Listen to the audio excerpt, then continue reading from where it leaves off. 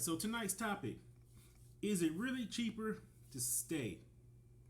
This topic here was one of the topics that was asked by some of the group members.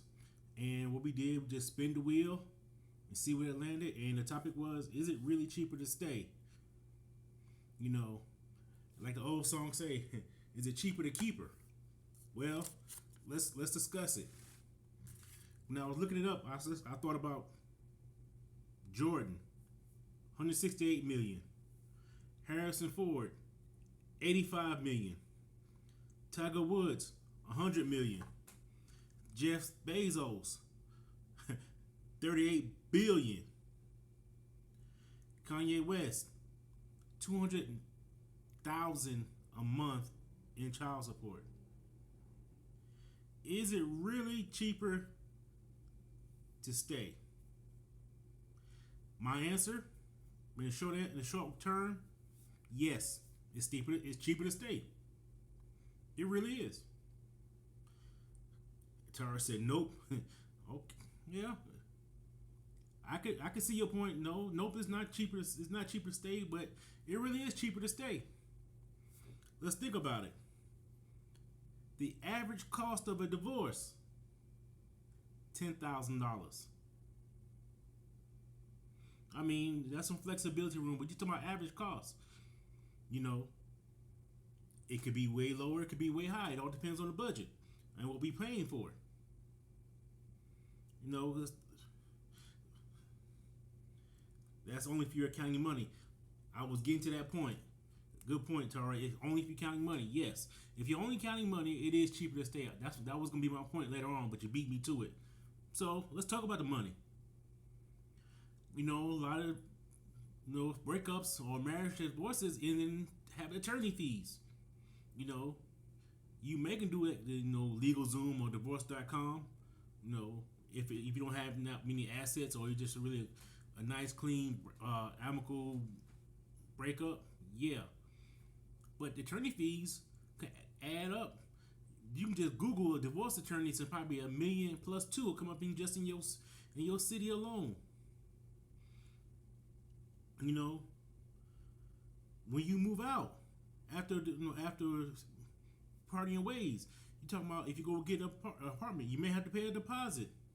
If you go get another house, a down payment. You know, is it cheaper to stay? Yes. Like she said, if you're talking money wise, yeah, it is cheaper to stay.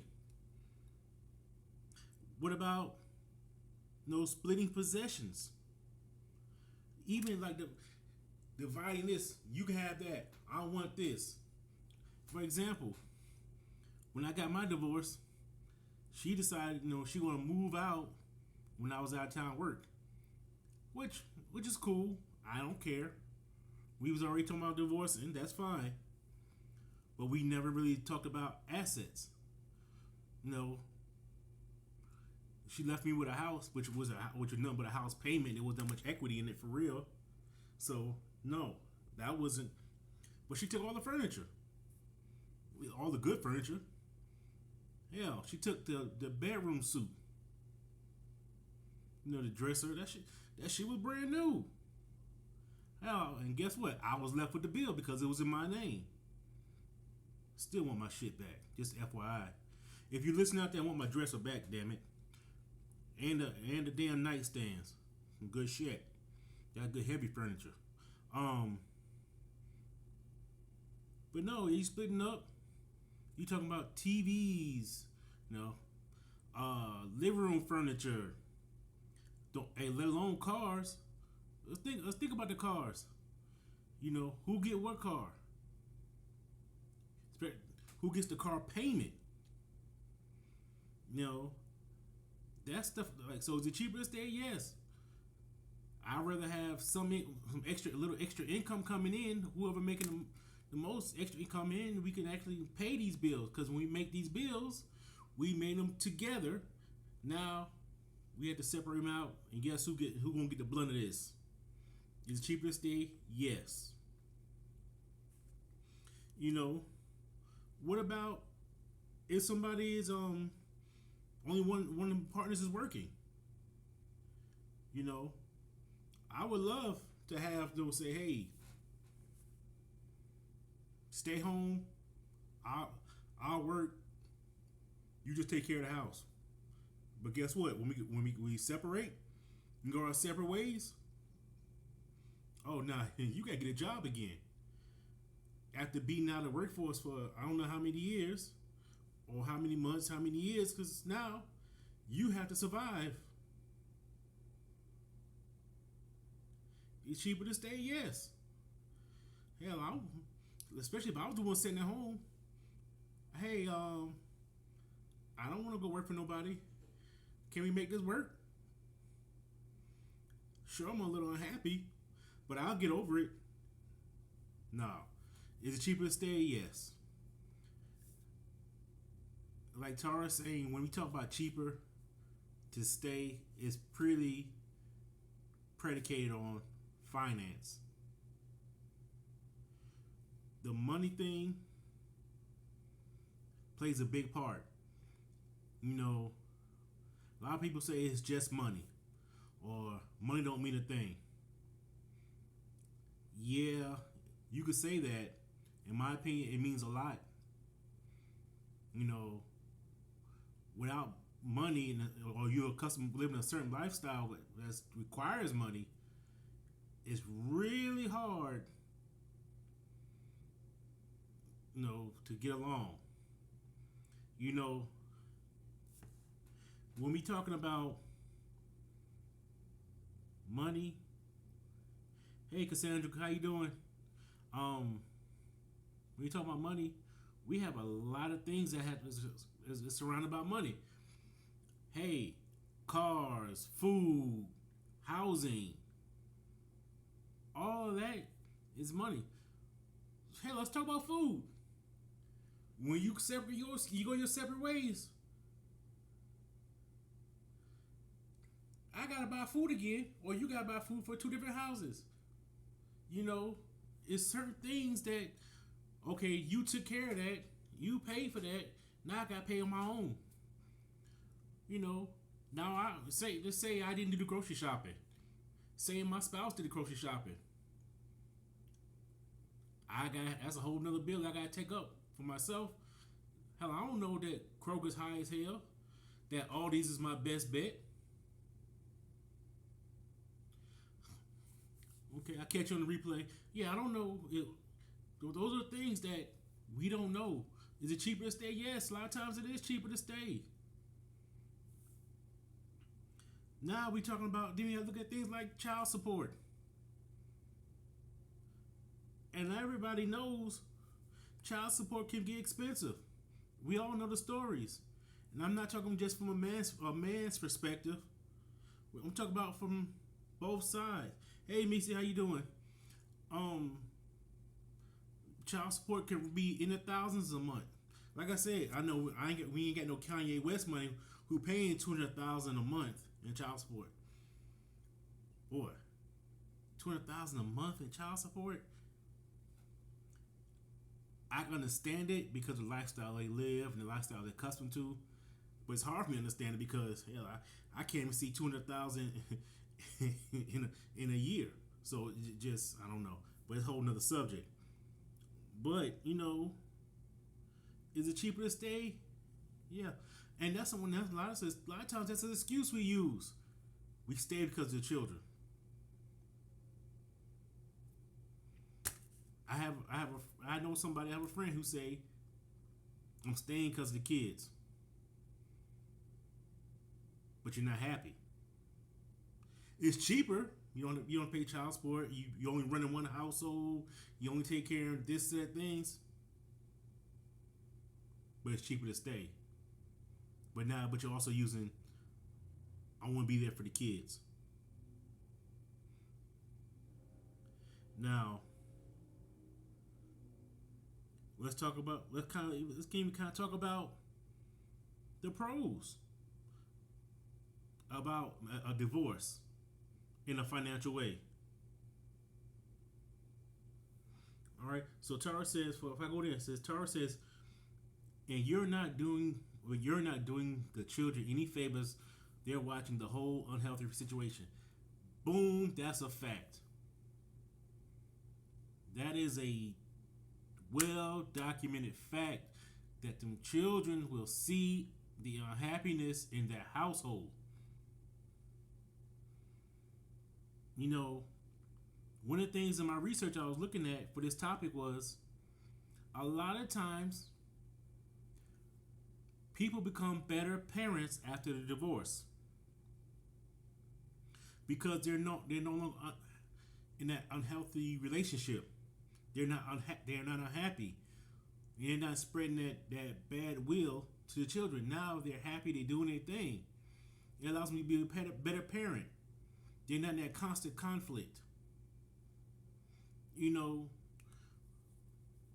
I like when I was married. One of the things I had going on with me was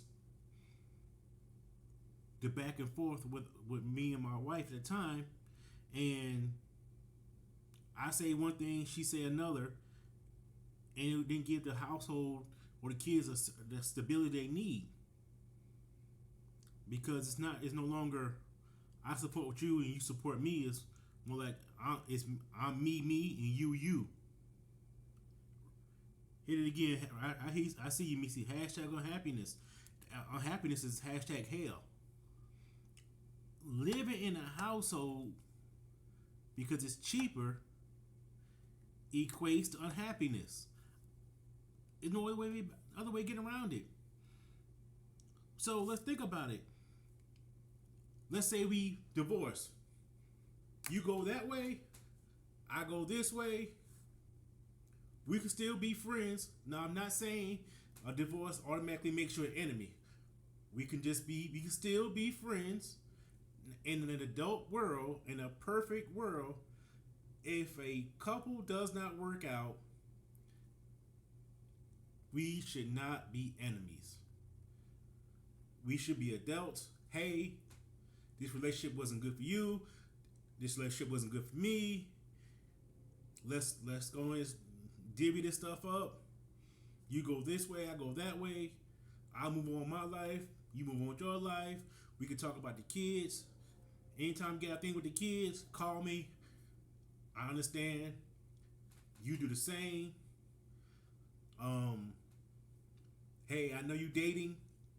I'm gonna rely on your ability to judge character. Hey, if you say that's a good person, we decide to have around the kids. Hey, this is a perfect world. This shit ain't happen for real. Or the same thing. I'll vet any person that's I deem ready to come around the family. Blah blah blah. But we know that shit don't work like that all the time. But let's talk about the pros. Financially, is it really cheaper to stay? Well, if you don't stay, guess what? You have better control over your money, your finances. You know, you always in a relationship. You always gotta take consideration of the partner's spending, or the partner's needs, or the household's needs.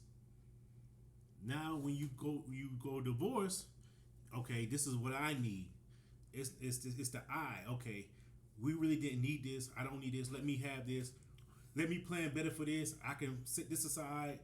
I can sit my ass down because I don't need to spend this. You have more control of it.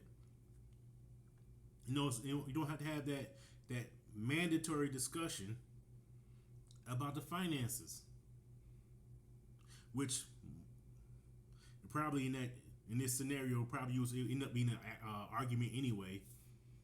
Prior to the is it cheaper to stay breakup?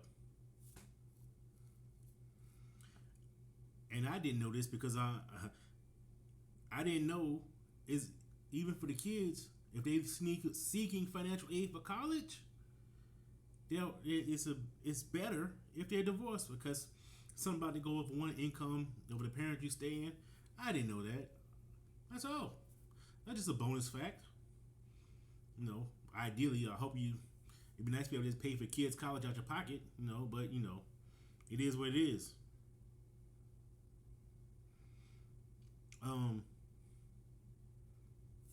Now this one, next one, I can really kind of dig it. It was resetting your financial priorities.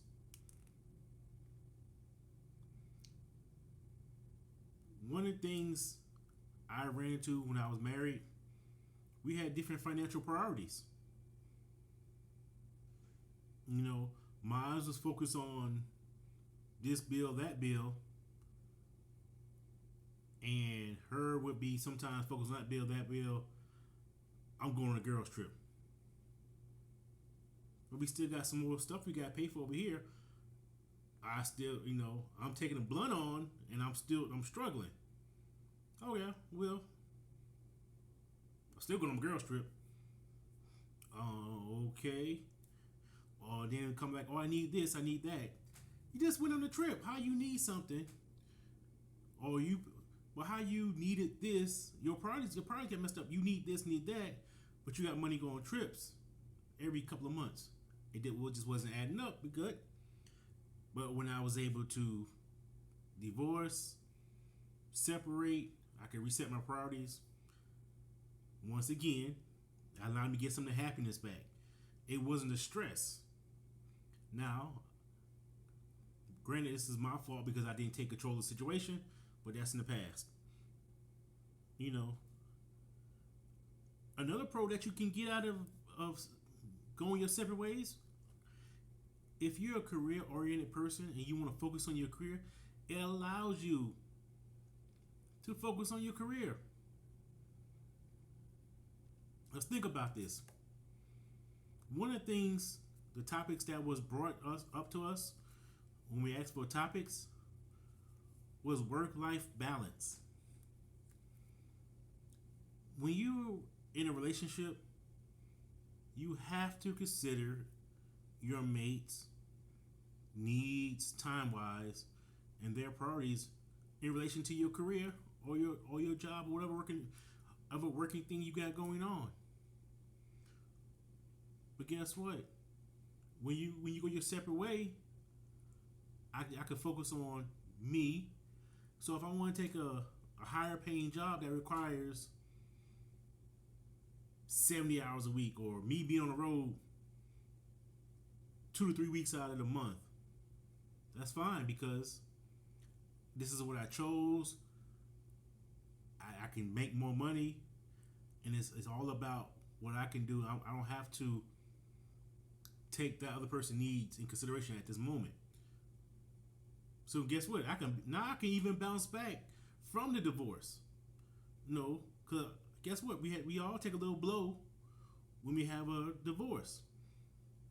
Either no matter how big or how small, you take a blow. It is what it is. And now guess what? Now I can become that better parent. I'm making more money. I can manipulate more time just for her, not just say for the wife or your spouse and the children. Okay, now I just gotta make time for the children. Do this, do that. I know the kids may need extra. They may go into college. Okay, now I can focus on this, on my career to make sure they have money for college.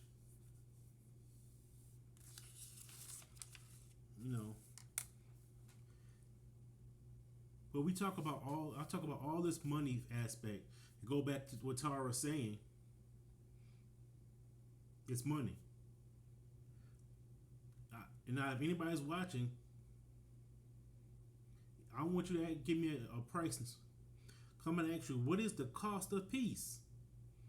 What is the cost of your peace? If anybody can give me a monetary dollar amount, put it in the comments.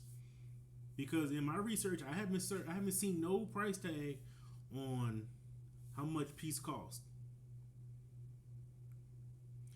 I could find how much it means to have peace, the value of peace, but monetarily, I haven't seen a monetary dollar amount for peace. So earlier I said, I hear you, Tara. Earlier I said, is it really cheaper to stay? And I said yes. As Tara pointed out, if you're just talking about money. But right now, in that I don't know if it's holistic totality or whatever. Put a big word in the entire scheme of things. Emotionally, mentally, spiritually, is it cheaper to stay? No. That's a big no. That's a not a mm-mm. I mean, because there are so many layers to it when you're not happy. Like Missy said, hashtag unhappiness. There's so many. We're talking about the resentment that you may get or give to your partner about what I could have done, what I could have been doing. You know, the lack of the emotional support that you cannot give each other to succeed. Earlier I talked about a career and going your separate ways and how you can maybe focus on your career. But guess what? You can still focus on your career when you're in a happy relationship. But when you're unhappy, it may not be easy. You can't get that emotional support that let's get them, babe, or that you got this, or I know you had a hard day, or I know things, but it's all right. I got you. We can make this happen. That part that you need, so you can fight. And if you're not getting it at home, yeah, go.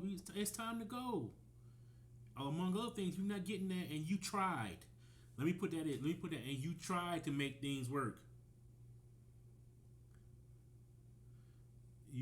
You did everything. You did the what's the couples therapy. Though, all right.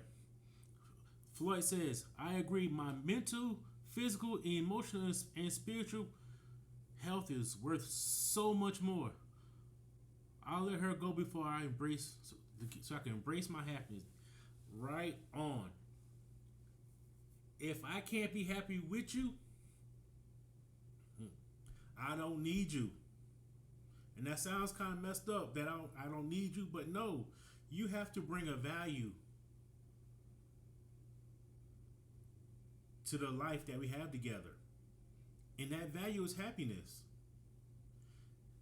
That mental, like he said, that mental, physical, and emotional and spiritual health is non-negotiable. We talked about non-negotiables before. Those are non-negotiables. I'm not gonna say every day is gonna be perfect. Hell, a lot of days ain't gonna be right. But at the end of the day, I should be better with you than without you. And if I can't, it's not emotionally, physically, or mentally, spiritually cheaper for me to stay. Those do not have a dollar amount on it. So the first thing I said in this live was Jordan, his divorce, 168 million. Tiger Woods, his divorce, 100 million. Jeff Bezos, 38 billion. But they went through it because they knew it was just money, and the happiness they can get by getting a divorce is well worth it, because there's no dollar amount on that mental and physical and spiritual and emotional health. Then all those people not walking around bitter saying that those guys, they're not saying that guy, she did this to me, or she shouldn't have got all this. Right now, you don't hear nothing from them people about their divorce. Hell, Jeff Bezos living his best life.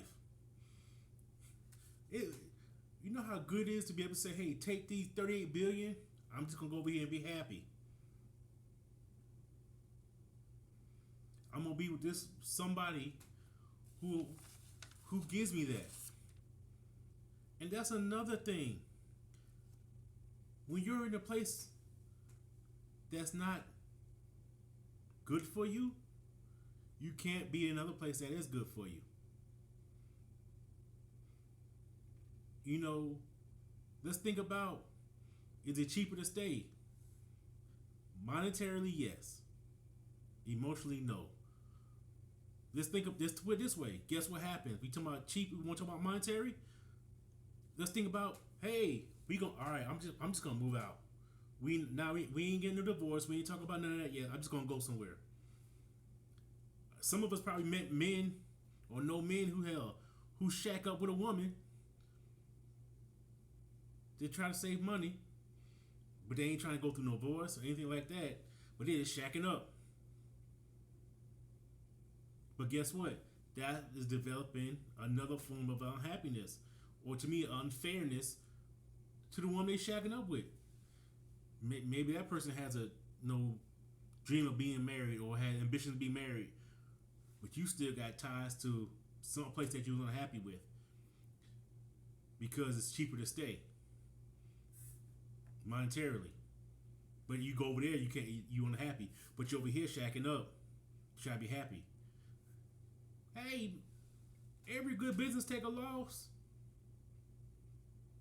There ain't not one business out there who said, hey, every quarter we made our profit.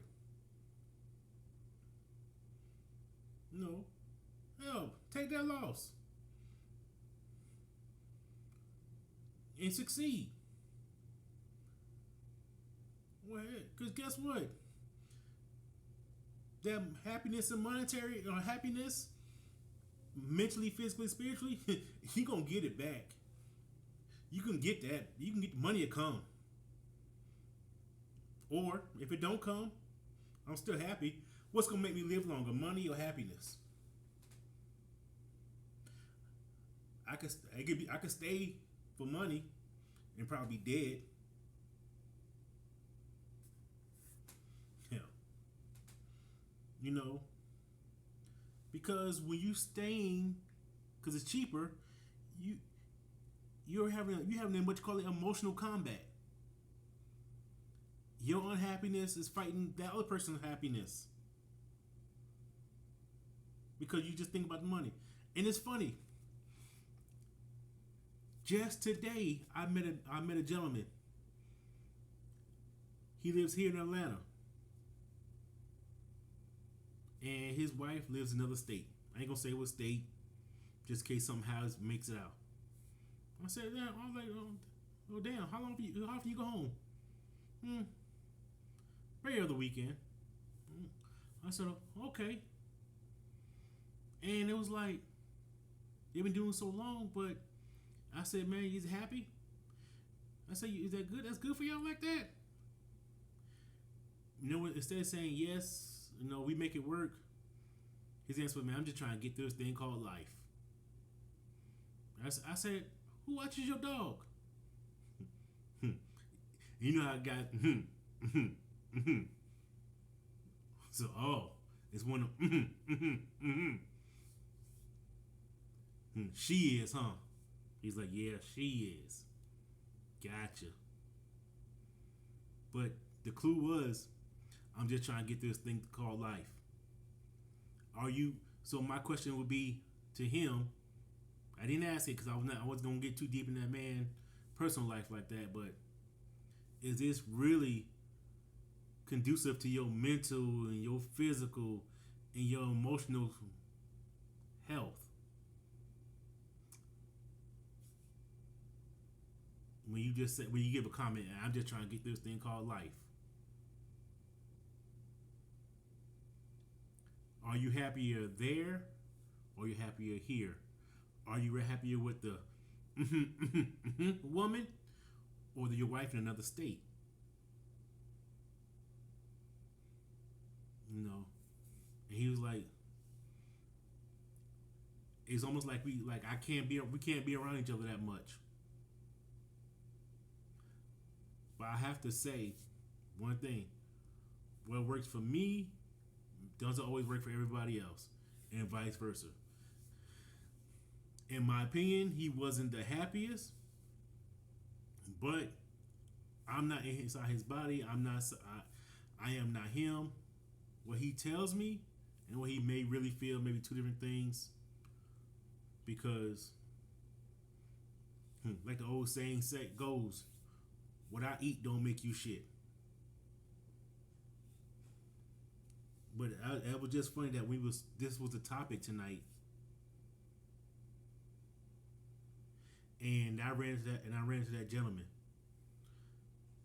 Charles says that's the number one hang up. A lot of people are fearing of being alone. Yo, that is so true because we can use it's cheaper to stay as an excuse instead of having the reality of I don't want to be alone. Especially as we get older. As we get older, there's a certain reality that sets in like I don't heal as quick. I get a tad bit sicker quicker.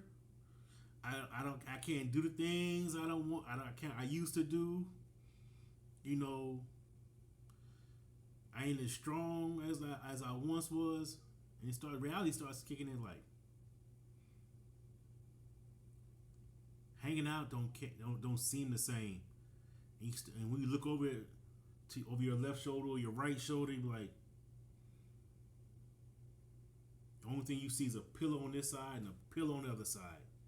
You're like, damn, I don't want to be alone. Or if I leave this, I'm going to be alone. I'd rather be someone happy than being alone.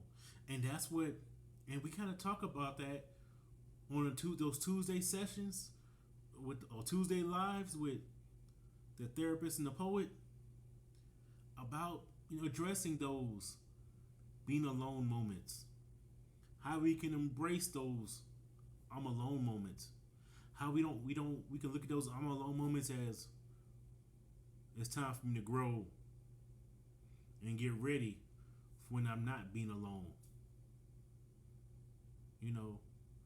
Our life is like seasons. Winter, spring, fall, it changes. Not everything's the same. So if we're in our single season, we're just in our single season.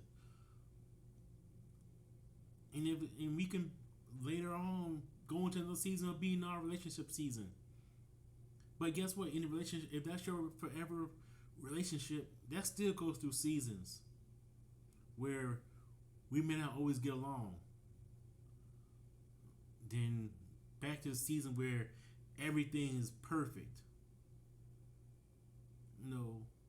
I have discovered life is constantly evolving.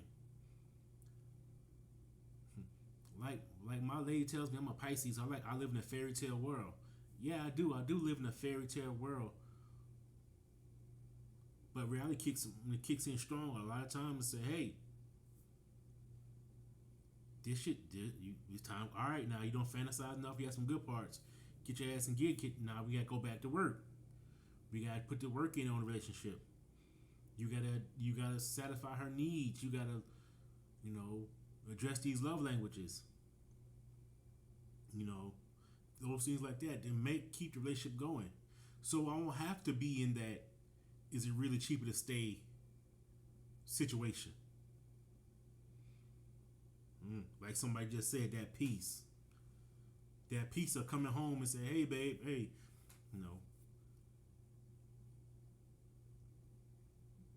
these are the things we have to do. But the biggest decision are, if you're not happy, is it really cheaper to stay? Or can I really stop being afraid to be alone?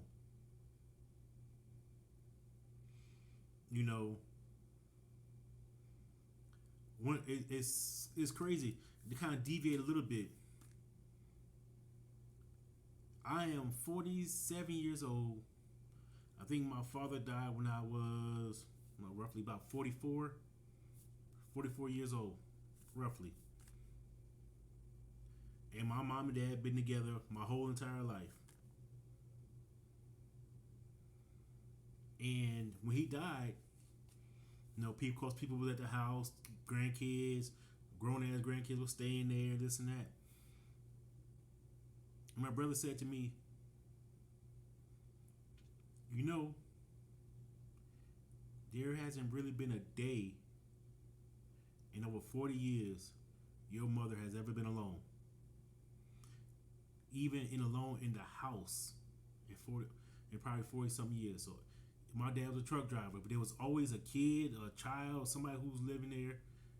It was like it really was never a time she'd been alone. Well, if she was scared to be alone, guess what? It was no time to be scared anymore because it was hitting you. You can't let the fear of being alone be thrust upon you. Embrace it. Because it's going to come a time where you have to be alone by your choice or by the choice of the Creator. And you got to know how to handle being alone. So don't be afraid of it. Don't be fearful of it. You got to embrace it and use that time to do what you do. You know, and all these comments that came up, I have not seen nobody who said, what is the price of or the cost of peace, or put a price tag on it, a monetary price tag on it. Because there's no monetary cost on happiness, peace, spiritual health, any of that. We need all those, and honestly, we need all those to have a better balance in your life. Now, with that being said,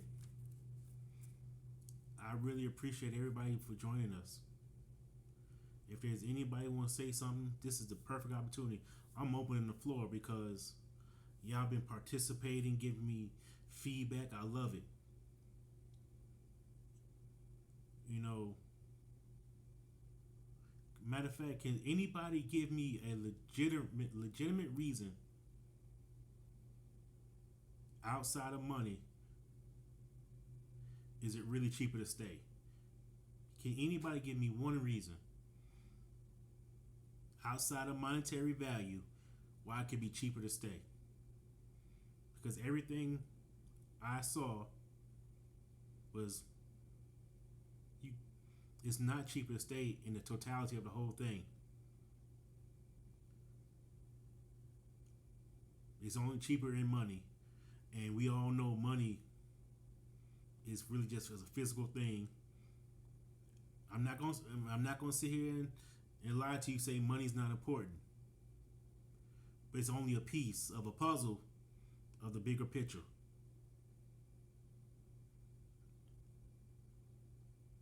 But like Floyd said, that mental, physical, emotional, spiritual health is worth so much more.